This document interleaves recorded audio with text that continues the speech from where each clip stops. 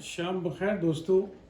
सन 47 से आज तक पाकिस्तानी कौम अंधी तकलीद और अंधी शख्सियत परस्ती बुत परस्ती में मुब्तला है। और नतीजा ये है कि 76 सालों में हर शोबदाबाज ने, चाहे वो सियासी शोबदाबाज था, अस्करी शोबदाबाज था, मजहबी शोबदाबाज था, उसने आके इस कौम की अंधी तकलीद के साथ भरपूर खिलवाड़ किया और लोगों को बेहतरीन बेवकूफ़ बनाते हुए 76 सालों में पाकिस्तानी कौम को पसमानदा तरीन, जलील तरीन, जाहिल तरीन, गरीब तरीन, बीमार तरीन बना दिया। नतीजा ये है कि कौम की अभी आज फितरत सानिया बन चुकी है, सेकंड नेचर बन चुकी है कि हर एक बड़े को पूजना है, किसी भी दर्जे में पूजना है।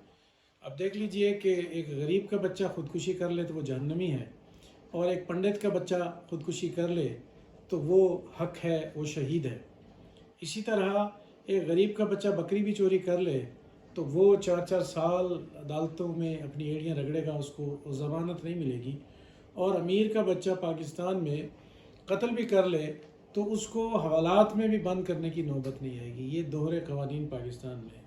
और फिर 76 सालों में इस कौम को मज़ीद सुलाने के लिए फ़ख्र के, तफाखुर के, सुपीरियरिटी के और बड़े इम्तियाज़ के, बड़े हसब नसब के ऐसे ऐसे दिलनशीन, दिलफरेब, दिलगुदाज और बहुत ही ज़्यादा मेलोडियस मिली नामों से इनको ललिबाई किया गया, इनको लोरियाँ सुनाई गई कि ये सोए रहे। और उन्होंने कहा कि बड़ी दुनिया की हम अजीम कौम है, हमसे बढ़कर अजीम कोई हो नहीं सकता, और बस हमने सड़कों पर आकर जुलूस निकालने हैं, खुशियों के शादियाने बजाने हैं, और फिर हमारी मंजिल हमें मिल जाएगी। और हमेशा से ऐसा चला होता है। आप देख लीजिए, एक वक्त में हमने डॉलरों की भरमार अफ़गानिस्तान के रास्ते से की और भरपूर अपने ख़जाने भरे। आज वो रास्ता फ़लस्तीन के नाम से खुला हुआ है। पाकिस्तान में आपके मसाइल हल होते नहीं और आपके मजहबी पंडित गल्फ़ में गए बैठे हैं हमास के रहनुमाओं से मुलाकातें करने। यानी पाकिस्तानी कौम को फिर एक और ट्रक की बत्ती के पीछे लगाया जा रहा है। और लगे रहो, डॉलर कमाते रहो।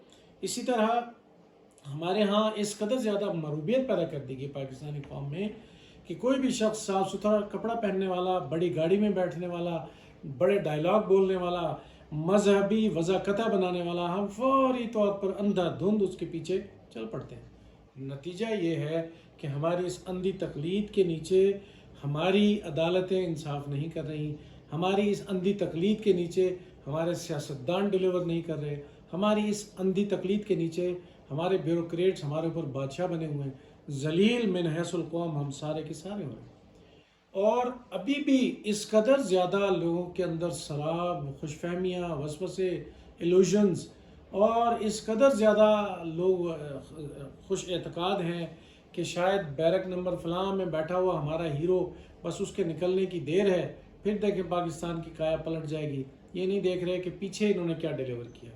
या लंदन के रास्ते बहुत बड़े एक करोफर के साथ, मजमे के साथ, शादियानों के साथ पाकिस्तान में नाजिल हुए और एक और शख्सियत जिसने अपने साबका कई सालों में, दर्जनों सालों में कुछ डिलीवर नहीं किया पाकिस्तान में, आज हम फिर उम्मीदें लगा के बैठेंगे शायद ये हमें करेंगे।